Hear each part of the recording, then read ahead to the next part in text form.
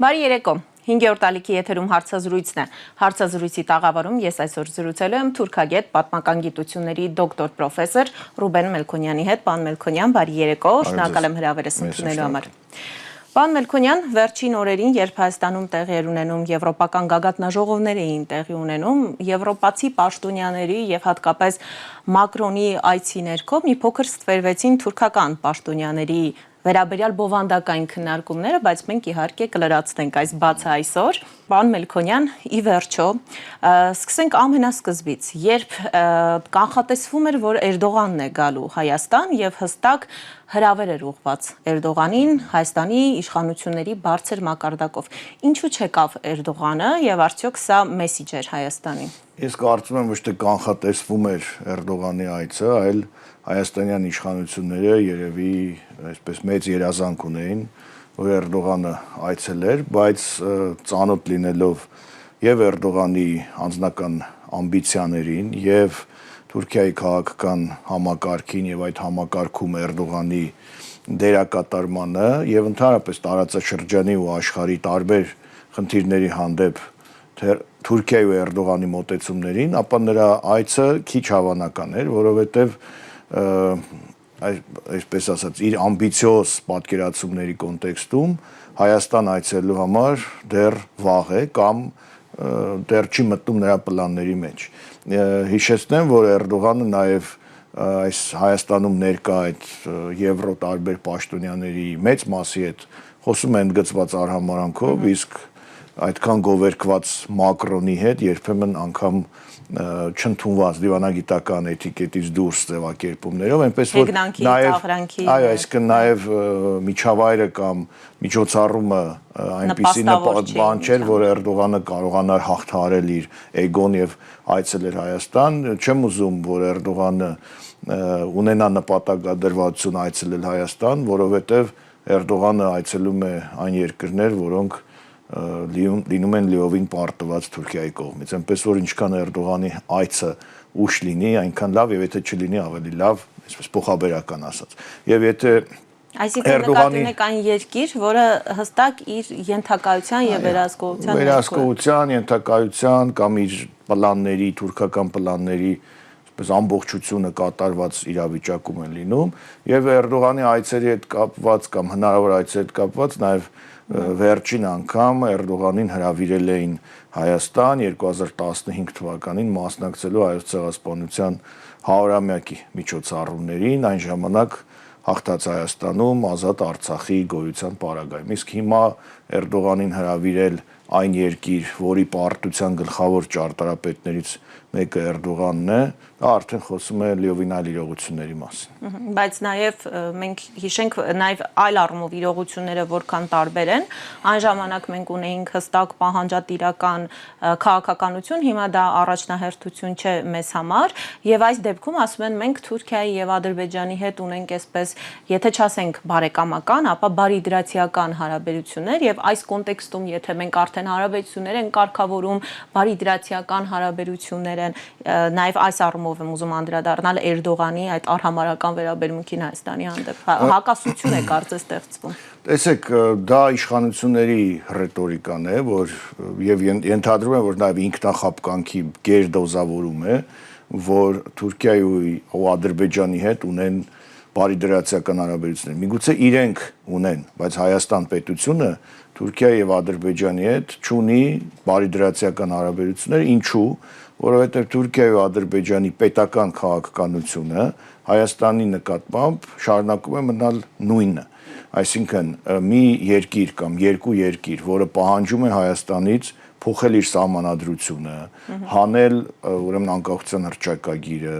Արարատ սիմվոլիկան եւ այլն, դրանք չեմ կարծում, որ այդ երկրի կողմից բարիդրացիության դրսևորումներ են։ Դրանք պարտված զիջող երկրին ներկայացվող անվերջանալի պահանջների շղթա են եւ ինչու եմ ասում նաեւ բարիդրացիության մասին դեռ շատ վաղ է խոսել, որովհետեւ այդ երկրներում եւ կրթական համակարգում եւ հասարակական մտածողության մեջ եւ պետական հռետորաբանության մեջ դեռևս անջատված չեն ատելության այն մեխանիզմները, ատելության մեքենան, որը տասնամյակներով եղել է այդ պետությունների քաղաքական համակարգի խորքում։ Այնպես որ ինքնախապկանքը կամ այս իշխանությունների պատկերացումները բավականին հեռու են իրականությունից։ Պարոն Մելքոնյան, իդեպ դուք ասացիք, որ սիմվոլիկա ենք փոխում եւ այլն, այստեղ մեկ կարճ հարց դիտարկում։ Կա վերջերս տարածված մի տեսակետ, որ իրականում Թուրքիան այդքան զիջումներ մեզնից չի պահանջում, որքան Հայաստանի իշխանություններն են պատրաստ տալու, հա, այսինքն ինչ որ առումով նաեւ սիրաշահելու թուրքական իշխանություններին, օրինակ կա տեսակետ, որ ամենևին էլ դա հնարավոր է Թուրքիայի պահանջ չի եղել, ենթադրենք անձնագրերից անել Արարատը, հիմա նույն նոր կենսաչափական անձնագրերի մեջ ինչ որ խորվիրապային դիրքով պատկերել, որտեղ Արարատը հստակ չէ, դա իսկապես Հայաստանի իշխանությունների քայլերն են, թե կարծում եք, որ Թուրքիան հստակ նաև նման պահանջներ է առաջադրում։ Տեսեք, ես փորձեմ ձեր հարցին երկու մասով պատասխանել։ Առաջինը կարող եմ ասել, որ այս իշխանությունների պարագայում Հռոմի պապից ավելի կաթոլիկ երևալու ցանկությունը ակնհայտ է հատկապես Թուրքիայի ու Ադրբեջանի հանդեպ, եւ ինչ վերաբերում է պայմաններին, նախապայմաններին, ես այսպես կարող եմ ասել, որ Թուրքիայի ու Ադրբեջանի նախապայմանները նախ իրար հետ փոխկապակցված են եւ միամիտ է ասել, որ մի երկրի նախապայմանները կապ չունեն մյուսի հետ։ Դրանք իրար շահկապված են եւ նրանք ըստ նպատակահարմարության ուրեմն գործում են, մի պայման առաջ է քաշում Թուրքիան, մյուս պայման առաջ է քաշում Ադրբեջանը, բայց դրանք իրար հետ փոխկապակցված նախապայմաններ են։ Երկրորդ հանգամանքը, որ այդ նախապայմանների ամբողջությունը ձևավորվել է դեռ 30 տարի առաջ, 90-ականներին, եւ ցավով պետք է ասեմ, որ այդ նախապայմանների որևէ միլիմետր նահանջ թուրքական կողմից չի եղել, եւ այն պայմանները, նախապայմանները, որ դրված էր Հայաստանի առջև 90-ականներին, եւ դրանց մեծ մասը այնքան էր մերժված, որ նույնիսկ օրակարգ չէր գալիս, օրինակ Արարատ լեռան հարցը թուրքական կողմը դրել է դեռ 90-ականների սկզբին 92-3 այդ առաջին հանդիպումների ժամանակ նույնիսկ խոսվել է, թե ինչու է ձեր զինանշանի վրա Արարատ լեռը, որը գտնվում է մեր երկրի տարածքում եւ այլն, բայց հայկական կողմը այնպես էր մերժում այդ հարցը, որ նույնիսկ պատեհություն չէր գտնում թուրքական կողմը դա բերել օրակարգ դնել սեղանին։ Իսկ հիմա այնքան է նահանջել հայկական այսպես կոչված դիվանագիտությունը, որ բացի հայտնի նախապայմաններից Արցախ, ցեղասպանության հարց եւ այլն, մնացած այդ ավելի փոքր կամ ավելի երկրորդ, երրորդ տասնյակում գտնվող այդ նախապայմանները հիմա եկել են առաջնային պլան եւ կարծում եմ, որ Թուրքիան շարունակում է այդ նախապայմանները տարբեր լեզուներով, տարբեր ոճով, ներկայացնել այս իշխանություններին եւ իշխանությունները գեր պատրաստ են այդ նախապայմանները իրականացնելու, բայց դրանք իրականացնում են ճակերտավոր ինքնիշխանության ֆոնի ներքո։ Այո, այսինքն սահմանադրության փոխելը դա ինքնիշխանության դրսևորում է, երբեք չեն ասում, որ դա թուրքական պահանջ է, բայց դա բոլորը գիտեն, որ դա թուրքական պահանջ է, այդտեղ մասնագետ լինել նույնիսկ պետք չէ, որ հասկանա, որ դա թուրքական պահանջ է, որովհետև թուրքական կողմը քանիցս հարյուրավոր անգամներ այդ մասին ասել է, անկախության հռչակագրի մասին, Արարատ լեռան մասին, ատոմակայանի մասին եւ մնացած բոլոր այլ նախապայմաններ։ Այնպես որ անել թուրքական նախապայմանները, թելադրանքները, բայց սեփական հանրության ներկայացնելը, որ դա իրենց ինքնիշխան որոշումն է, դա ուղղակի անկեղծ չէ սեփական հանրության հանդեպ եւ դա ուղղակի սուտ է ուղղված սեփական հանրությանը։ Պարոն Մելքոնյան, դուք ասացիք, որ թուրք-ադրբեջանական նախապայմանները եւ առհասարակ քաղաքականությունը միասնական է, մեկ ընդհանուր քաղաքականություն է եւ չի կարելի տարանջատել։ Ես ձեր խոսքի ընթացքում հիշեցի վերջերս Ռոբերտ Քոչարյանի մասնակցության ոդքասթի շրջանակում նա հիշել էր այդ տարիները, երբ Գյուլը արտգործնախարար էր եւ բանակցում էր Վարդան Օսկանյանի հետ եւ ասում է, որ այդ ժամանակ, երբ արտգործնախարար էր, նա ասում էր բանակցենք, փորձենք հայ-թուրքական հարաբերություններ կառուցել առանց նախապայմանների, բայց ասում է հենց սկզբից ինձ համար պարզ էր, որ իրականում դա այդպես չէ եւ թուրք եւ ադրբեջանական օրակարգերը եւ կոնֆլիկտները միահյուսված են, հետո արդեն բանակցությունների ընթացքում հստակ արդեն Գյուլը հստակ ձևակերպել է իր տեսակետները։ Հետո մենք հիշում ենք արդեն Սերժ Սարգսյանի կառավարման տարիները, երբ Գյուլը նախագահ էր, եկավ Հայաստան, ֆուտբոլային դիվանագիտությունը, հայ-թուրքական արձանագրությունները եւ դարձյալ սկզբում ներկայացվում էին առանց նախապայմանների, հետո երբ հերթը հասավ վավերացմանը, հստակ նախապայմանները առաջ քաշվեցին։ Հիմա այսօրվա իշխանությունները ասում են, որ թուրք եւ ադրբեջանական օրակարգերը առանձնացված են եւ այս վերջերս երկխոսության Երևանյան երկխոսության շրջանակում դարձյալ տեսնում էինք, որ Ռուբեն Ռուբինյանը, որը բանակցում է Թուրքիայի հետ, փորձում էր տարանջատել, ասելով՝ «Այ Ադրբեջանի հետ ավելի առաջ են անցել, իսկ հայ-թուրքական հարաբերությունների կարգավորումը հետ է մնացել»։ Ի վերջո նրանք իսկապես հավատում են, որ կարող են առանձնացնել դրանք եւ առանձին հարաբերություններ կարգավորել, թե նաեւ ձեր ասացի տրամաբանության շրջանակում է, որ մոլորեցնում են հայ հասարակությանը, որ հիմա իրենք բանակցում են առանց նախապայմանների։ Խնդրեմ։ Դեք, այսպեսի մի բան կա, չգիտեմ դա որ գիտության տիրույթում է գտնվում հոգեբանության թե այլ, որ քաղցր սուտը վարակիչ է եւ երբեմն իմանալով որ դա սուտ է, այդ ստին սկսում են հավատալ կամ սուտը մի քանի անգամ ասում ես, արդեն սկսում է դառնալ ճշմարտություն եւ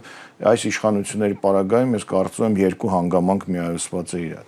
Առաջինը, որ իրենք ինքնախապկանքի մեջ լինելուց բացի խափում են սեփական հասարակությանը, որովհետեւ հնարավոր չէ չտեսնել, որ թուրքական ու ադրբեջանական քաղաքականությունները, պայմանները իրար հետ շահկապված են, մանավանդ եթե բանակցում են եւ բանակցությունների ժամանակ այդ մասին շատ ավելի այլ լեզվով է ասվում։ Բայց եթե ուղղակի մենք հղում անենք այն ինչ որ կա հրապարակային մամուլում եւ այլն, ձևակերպումը հետեւյալ մեր ցանկացած քաղաքացի կարող է ինքը այդ վերլուծությունը անել։ Թուրքական կողմը ասում է Հայաստանի հետ սահմանը կբացենք, օրինակ ասում է Թուրքիայի արտգործ նախարարը, բառացիորեն օրինակ իր հայտարարությունը։ Թուրքիայի հետ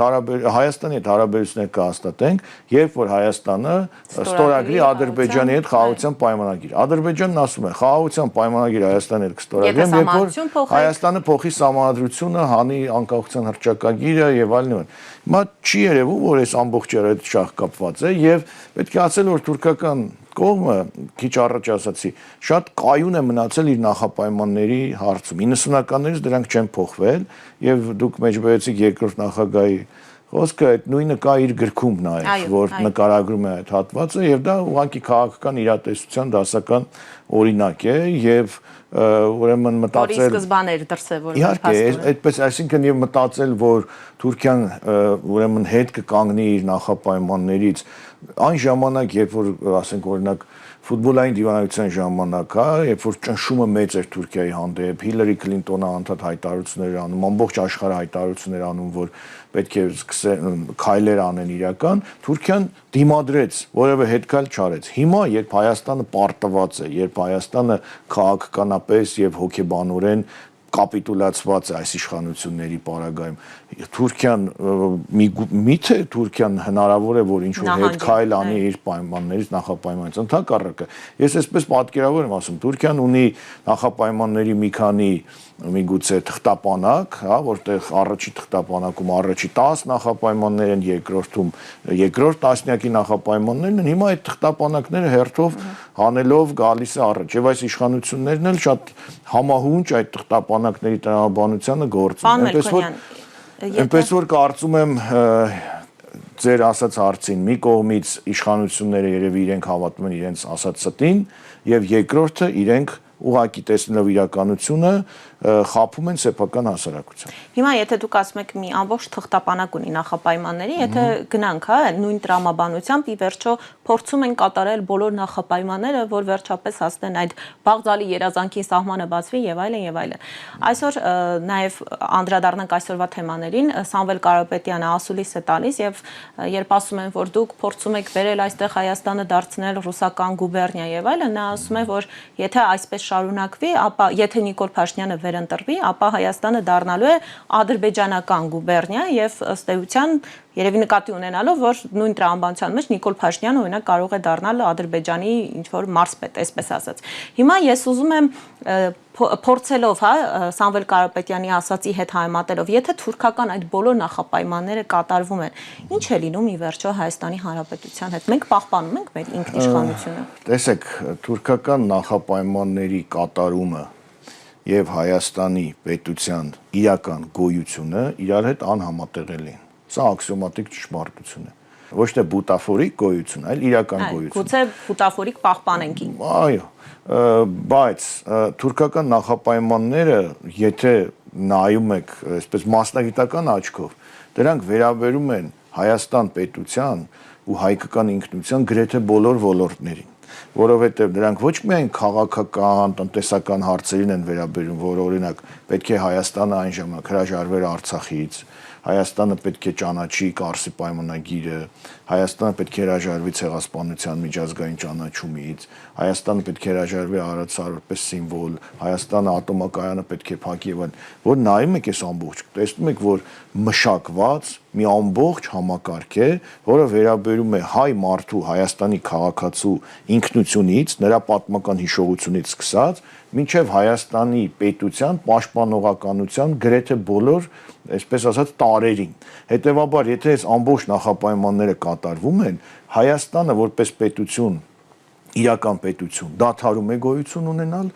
ես հայկական հանրությունը, հայկական հասարակությունը որպես ինքնուրույն պատմական հիշողություն ունեցող, իր արժե համակարգը ունեցող եւ ի վերջո արժեքներ ունեցող հասարակություն դադարում է գոյություն ունենալ։ Դառնում է սպառողական հասարակություն, որտեղ գովերգվում են միայն կենցաղը, նյութականը եւ այլն, եւ պետություն, որը չունի որևէ հիշողություն, հասկանում եք, այսինքն պետություն, որը վախենում է իր իսկ հաղթանակներից, պետություն, որը վախենում է իր իսկ հերոսների անունները տալուց, պետություն, որտեղ իր հերոսները ու թշնամական պետության թիրախները նույնական են, հասկանում եք, երբ որ քո պետության ներսում դու դարձնում ես թշնամի, թշնամացնում ես մարդկանց, ներկայացնում ես որպես թշնամի մարդկանց, որոնք թշնամի պետության թշնամիներ են, հասկանում եք, այսինքն սև ցուցակներում են այնտեղ։ Այո, հետևաբար այս ամեն ինչի կոնտեքստում այն ինչ որ անում է հայաստանյան ներկայիս իշխանությունը, իրական դիվանագիտությունը որևիցե կապ չունի, որովհետև դիվանագիտությունը գոնե բանակցելն է, ոչ թե թելադրություն գրելը եւ թշնամու կամ հակառակորդի թելադրանքները անելը։ Դա դիվանագիտություն չէ։ Եթե դիվանագիտության հետ որևէ կապ չունի եւ իրենք շատ լավ նաեւ գիտակցում են դա, ապա ինչով է պայմանավորված իշխանությունների վրթովմունքը, որը ըստ իս ակնհայտ դրսևորում էր նաև այս վերջին օրերի, թուրք պաշտոնյաների հետ հանդիպման ժամանակ, Ռուբեն Ռուբինյանը այսպես վրթովված ասում էր, որ հայ-ադրբեջանական հարաբերությունները առաջ են գնացել, մերը հետ է մնացել եւ ի վերջո նաև եզրափակելով, փորձելով հումորի տալով Սերդար Քլիչին ասում է, երբ Սերդար Բեյը գնացքով կգա Հայաստան, ես այն ժամանակ իսկապես կհավատամ, որ մեր հարաբերությունները կարգավորվում են, այսպես վրթովմունքի եւ դժգոհության Սերդար Բեյը կյանքում իր դիվանագիտական երկար տարիների կյանքում այդպիսի փակուղում չէր հայտնվել, ինչքան այդ խոսքերից հետո, Գիտեք ինչ, անդադ որ ասում են, հայ-ադրբեջանական հարաբերությունները առաջ են գնացել հայ-թուրքական հետ են գնաց, իրենք իսկ բացահայտում են իրենց քայլերի ոչ էֆեկտիվությունը։ Այսինքն, գիտեք, էլի ուզում եմ դիմել մեր հանրությանը, ցանկացած քաղաքացի կարող է այս իշխանությունների հայտարարությունների համեմատությամբ կամ զուգադրական քննությամբ տեսնել հենց իրենց իսկ կողմից խոստովանություն, որ իրենք տապալվել են, իրենց դիվանագիտությունը տապալվել։ Այսինքն, կարող ենք վերհիշել մի քանի օր առաջ կրկին Թուրքիայում ազգային ժողովի նախագահի հայտարարությունները կրկին այդ ոճի հետ կապված, որ ադրբեջանական, չգիտեմ, լոբին խանգարում է հայ-թուրքական հարաբերություններին, թե հակառակը չեմ հիշում։ Այսինքն, եւ մի կողմից ասում են կարգավորվում է, մի կողմից ասում են բարեկամ արդեն խաղաղություն է։ Ասում է Ադրբեջանը թույլ չի տալիս, որ մենք կարգավորենք հարաբերությունները, ու այստեղ ինչ որ նաեւ դարձել է փորձագիտական շրջանակում էլ է դա դարձել ինչ որ դիրքորոշում։ Դա ուղղակի այլ կերպ է թե ձևակերպենք, քիչ առաջ իմ ասած խնդիրն էր, որ Թուրքիան իր նախապայմանները կապում է Ադրբեջանի խնդիրների հետ եւ դա այդպես է եղել 90-ականներից ոչ թե Ադրբեջանը ստիպում է Թուրքիային, այլ դերաբաշխում է արված թուրք-ադրբեջանական դերաբաշխում է արված եւ իրենք այս խաղի կանոնի գործում են։ Այդ դերաբաշխման շրջանակում ես փորձելով նաեւ անդրադառնալ այս այցի որոշակի նրբերանգների, որովհետեւ օրինակ թուրքական դիվանագիտության մեջ դուք էլ բազմիցս նշել եք, որ մարուկներ չեն իրականում, շատ մեծ նշանակություն են։ Ուզում եմ անդրադառնալ դրանցից մի քանիսին, օրինակ եւ գալիս է Սերդար Քլիչը այստեղ եւ ասում է ես ինձ զգում եմ ինչպես իմ տանը։ Ես այդ ձևակերպման տողատակին եմ ուզում անդրադառնալ, բայց տեսնում ենք ադրբեջանական լրատվամիջոցներում ինչ որ վրթովմունք է Քլիչի հանդեպ եւ նշում են այ նա, քանի որ նշեց, որ հայրի հետ է ապրել, այ դրանով է պայմանավորված, որ նա ավելի շատ հայկական շահեր է առաջ մղում, այո, կային նաեւ մերձիշխանական ադրբեջանական, այնտեղ էլ գիտենք, որ մերձիշխանական լրատվամիջոցները արտահայտում են իշխանության դիրքորոշում։ դիրքորոշումները, այս վրդովմունքները, նման հայտարարությունները, հիմա սա դերախաղ է, ինչ է։ Այստեղ ոճի տարբերություն է, ոճական տարբերություն է եւ նաեւ կարելի ասել այսպես խորքային բարդույթի դրսևորումները, քանի որ Ադրբեջանը մինչև 2020 թվականը պարտվածի բարդույթ ուներ, հա, Արցախյան առաջին պատերազմից հետո։ Հիմա հաղթածի դեռ այդ հաղթածի երևի շերտը ինքնության լիովին չի ամրապնդվել իրենց ինքնության կառուցվածքում։ Հետևաբար Հայաստանի հայերի հանդեպ ամեն դրական հայտարարությունը իրենք ավելի այլ կերպ են ընկան։ Դուք կարող եք համատել, որ Իլհամ Ալիևից մեծ ջանքեր է պահանջվում, որ նա իր խոսքում Հայաստանի հայերի մասին ատելության խոսք չասի, այլ օրինակ ասի արդեն խաղաղություն է, բայց ատելությամբ լի։ Բայց հիշի, որ մենք եղել ենք Բայց որ մենք շտամում բան արեցինք սեպարատիստներին եւ այլն եւ այլն։ Այսինքն սա տարբերությունն է թուրք-ադրբեջանական եւ երկրորդը Թուրքիայի պետական համակարգում չի եղել եւ չկա որևէ գործիչ, որը գործի պրոհայկական դիրքերից եւ Սերդար Քլեչը, որը տասնամյակների փորձ ունեցող դիվանագետ է, ուրեմն նրան այսպես հեգնաբանել, որակել որպես պրոհայկական գործիչ, դա ուղղակի մի ամտություն էլ չէ, շատ ավելի Ինչ էր անում, սիրաշահում էր Ռուբինյանին, սիրաշահում էր մեզ հայերից, երբ ասում էր, որ ես Ռուբեն Ռուբինյանին 50 առաջարկ եմ ներկայացրել, ասում է դրանցից որևէ մեկում Թուրքիայի ի նպաստ առաջարկ չկար, միայն Հայաստանի շահերը էի առաջ մղում։ Հետո նաև ասում եմ մենք նույն մշակույթի կրողներն ենք, հա, ես այս մեսիջները ուզում եմ մի փոքր նաև բացեք, ինչ է մեզ ուզում հասկացնել։ Տեսեք, թուրքական եւ ընդհանրապես արևելյան սիրալիրության գանձարան անսպառ է։ Այդ կարող են այնքան բառեր ասել, այնքան արտահայտություններ ասել եւ պետք է այստեղ արդեն պետք է արևելագետ լինել, որպեսզի այդ ամեն ինչի իրական նպատակները հասկանալ եւ տեսնել թե արդյոք դրանք իրական քայլերի հետ կապ ունեն թե ոչ։ Հետեւաբար Սերդար Քլեչի այդ ձևակերպումները, գիտեք ինչ, միգուցե դրանք կարող ենք որակել որպես դիվանագիտական սարկազմ, հա, որ ինքը ասում է ես միայն Հայաստանի շահերը ներկայացնող քայլեր եմ անում։ Դուք նաև պետք է հասկանանք, թե երբ է այդ թուրքական ոճը փոխվել մինչև 2020 թվականը, մինչև այս մեր ամեն ինչից հետ նահանջը, Արարատ սարի եւ այլնի սիմվոլիկայից հրաժարվելը թուրքական կողմում այսպիսի հայտարարություններ, այսպիսի ոչ չկար։ Հիմա այդ ոճական մակերեսային փոփոխությունը այնուամենայնիվ չի նշանակում, որ Թուրքիայի խորքային շահերը ուրեմն ինչ որ ձևով փոխվել են։ Հիմա տեսեք, նույն Սերդար Քլեչը կոչված է որպեսզի կարգավորի Հայաստան-Թուրքիա հարաբերությունները սահմանը բացի։ Բայց քանի տարի է այդ բանագնացների ֆորմատը կա եւ գետ 1 արդյունք չի տվել։ Ոչ սահմանն է բացվել, ոչ երրորդ երկրների քաղաքացիների համար է բացվել։ Ոչ մի բան չի եղել, այս ֆորմատը Քլեչ Ռուբինյան տվել է 0 արդյունք։ Իդեպ անի կամուրջներ վերանորոգելու մասին դեռ 3 տարի առաջ սկսել էին բանակցել, հիմա նոր արձանագրություն է ստորագրվել, բայց ես նաև տեսա հայկական լրատվամիջոցներում ինչպես էր սա ներկայացված, ասում է հայ-թուրքական արձանագրություններից հետո սա Հայաստանի եւ Թուրքիայի միջև առաջին փաստաթուղթն էր, որ ստորագրվեց։ Գիտեք ինչ, դա ուղղակի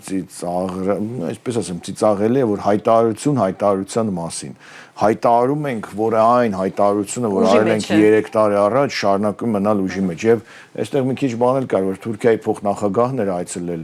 այդ միջոցառմանը Հայաստանին, երևի թե լիովին դատարկաձեռն չպետք է գար, գոնե մի հայտարարություն նախորդ հայտարարությունների մասին, բայց անի կամուրջի վերանորոգումը, այստեղ երկու կարևոր հանգամանք կա, որ ուզում եմ շեշտել, նախորդ փուլերում էլ եթե իմ հիշողությունից չի դավաճանում։ Խորհրդանշական, գիտեք ինչ, որ ամբողջը կարգավորվի հայ-թուրքական հարաբերությունները, անի պատմական այդ նեղ կամուրջը, այն կարող ենք սիմվոլիկ վերանորոգել, դա ոչ լոգիստիկ նշանակություն ունի, ոչ այդտեղով բեռներ են անցնելու, ուղղակի սիմվոլիկ նշանակություն, այսինքն որ ամբողջ կառույցը արդեն պատրաստ լինի հայ-թուրքական հարաբերությունների, դա այսպես ինչ որ մի դետալ որպես ինչ-որ մի զարդ այս ամեն ինչին, բայց հիմա ամբողջ այս համակարգը չկա, Հայաստանը նախապայմանների տակ ճկռել է, ամբողջը զիջում է եւ հիմա որպես մեծ քայլ բերել, ներկայացնել անի պատմական կամուրջի վերանորոգումը, ես գիտեք ինչ զուգահեռ եմ դրա հետ տանում, հիշում եք որ Փաշինյանը նոր էր դարձել վարչապետ, ազատագրեց ճակերտավոր Երևանի Կարապի լճի կենտրոնում գտնվող փոքրիկ մի կղզի կա, դրա վրայի վանդակը բացեց։ Դա այդպիսի մեծ ձեռքբերում էր, հասկանում եք, Երևանի կենտրոնում Կարապի լճի վրա արհեստական կղզու վանդակը բացելը եւ հայ-թուրքական այս բարդագույն հարաբերությունների կոնտեքստում այդ կամուրջի վերանորոգման հարցը այդքան ուռճացնելը իրար հետ զուգահեռ եւ երկրորդ հանգամանքը Անի հայկական պատկանելություն լիովին թուրքերի կողմից ընդունված չէ եւ մեր հանրությունը պետք է իմանա, որ այդ վերանորոգվող եւ գովազդվող կամուրջից մի քանի մետր այն կողմ գտնվում է Անի մայր տաճարը, որը այսօր շարունակում է թուրքական բոլոր փաստաթղթերում մնալ որպես մզկիթ, Ֆեթիե ջամի։ Այսինքն նույնիսկ մայր տաճարի եկեղեցի լինելը չեն ընդունում, համարում են դա մզկիթ եւ խոսում են խաղաղությունից։ Այդ դրա համար եմ ասում, այս ամբողջը երբ որ իրական խաղաղություն լիներ, այդ մեքենան, մեխանիզմը անջատված լիներ հակահայկական, այ մենք կտեսնեինք, որ Անի եկեղեցիները, նույն մայր տաճարը կընկալվեր որպես եկեղեցի, կվերանորոգվեր որպես եկեղեցի։ Պաշտոնական հռետորաբանության մեջից դուրս կգային այդ հակահայկական տերմինները։ Հիմա Հայաստան-Թուրքիա սահմանի բացման մասին խոսում են Թուրքիայի ազգային ժողովում պատգամավորները առաջարկում են սահմանային ուղեկալը անվանակոչել Թալյատ Փաշայի անունով։ Սա է խաղաղության իրենց մեխանիզմը։ Պարոն Մելքոնյան, ի վերջո հստակ է, այդ սահմանը կբացվի կամ երբ կբացվի, որ դեպքում կբացվի, մեկ մեջբերում էլ անեմ ՔԼՉ-ից, տեսեք նա 4 տարի փաստորեն Հայաստան ու Թուրքիան հարաբերություններ են կարգավորում, երևի, չգիտեմ, թվով որքան հանդիպումներ է ունեցել Ռուբինյանը ՔԼՉ-ի հետ, եւ հիմա ՔԼՉ-ը Հայաստանում ասում է մենք դեռ հարաբերություն չենք կարգավորում, մենք դեռ փորձում ենք վստահություն միմյանց հանդեպ, այսինքն 4 տարվա ընթացքում դեռ վստահություն կառուցելու քայլեր են։ Ես ուղղակի այսպես իրականությունը ասեմ առանց այլևայլության։ Թուրքիան ժամանակ է ձգում, մինչև որ Հայաստանը կփոխի սահմանադրությունը, կհանի անկախության հռչակագիրը եւ Ադրբեջանը կանաչ լույս կվառի Թուրքիային, կասի այ հիմա կարող եք սահմանը բացել, դիվանագիտական հարաբերություններ հաստատել։ Այդ ժամանակ ձգելու համար Թուրքիան կարող է տարբեր ձևակերպումներ տալ։ Իրար ճանաչում ենք, հիմա ճանաչման փուլում ենք, հիմա վարժվելու, հետո վստահելու, հետո եւ այլն, բայց ակնհայտ է, որ երբ որ Հայաստանի սահմանադրությունը փոխվի, Ադրբեջանը հայտարարի, որ այլևս ոչ մի պահանջ չունի, եթե հայտարարի, միգուցե դրանից տասի չէ, 300,000 մինչև 300,000-րդ ադրբեջանցին չվերադառնա, չէ, երբ որ այդ ամեն ինչը բավարարվի, ես ճիշտ ասած վախում եմ սպասում Հայաստան-Թուրքիա սահմանի բացմանը, գիտեք ինչու, որովհետև դա նշանակելու է ադրբեջանա-թուրքական նախապայմանների մեծ մասի կամ բոլորի կատարման փաստ։ Ինչպես ասացիք Էրդողանի այցը այստեղ։ Այո։ Երևի այդ ժամանակ Էրդողանը արդեն կգա։ Այդ ժամանակ Էրդողանը կարող է գալ, ինչպես Նախկինում այցելում էին բոլոր նվաճողները այն տարածքները, որտեղ իրենք քաղաքականապես կամ ռազմական առումով նվաճել են, հետեւաբար սահմանի բացմանը մենք միշտ կողմ ենք եղել, հարաբերությունների հաստատմանը կողմ ենք եղել, բայց ոչ այս ծրագրով։ Այսպիսի դիվանագիտություն կարող էին անել բոլորը, դեռ 90-ականներին համաձայնվել էս ամեն ինչին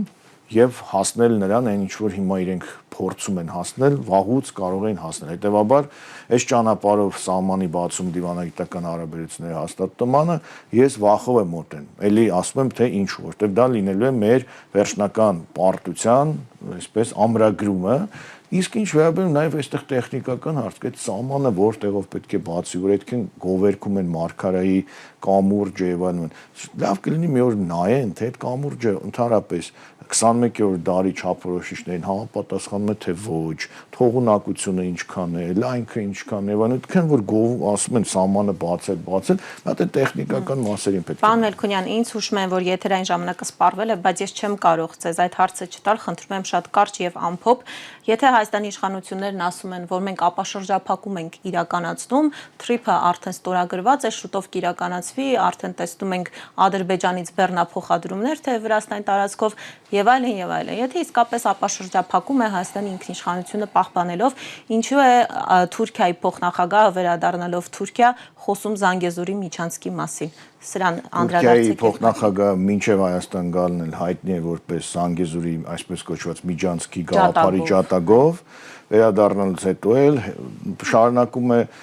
սա ինչի մասին է խոսում, որ Հայաստանի սա ապաշրջափակում չէ, սա խաղաղության հաստատում չէ, այլ սա թուրքական պայմանների կատարումն է, իսկ Զանգեզուրի միջանցք, որ հիմա անվանափոխվել ռեբրենդինգ եղել կոչվում է TRIP, դա թուրքական վաղեմի երազանք պայմանն է, այսպես կոչված Թուրանի ճանապարհի, որը նրանք ամեն կերպ փորձում են կյանքի կոչել։ Հետևաբար այս ամեն ինչը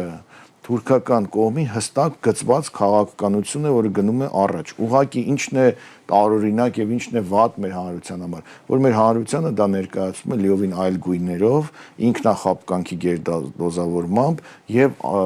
ցույց տալով, որ այն ինչ որ մեզ համար իրականում վատ է ու սպառնալիք է, բայց ներկայացվում է որպես լավ եւ հիանալի ապագա, դա է սխալը։ Պարոն Մելքոնյան, շնորհակալ եմ ձեզ զրույցի համար։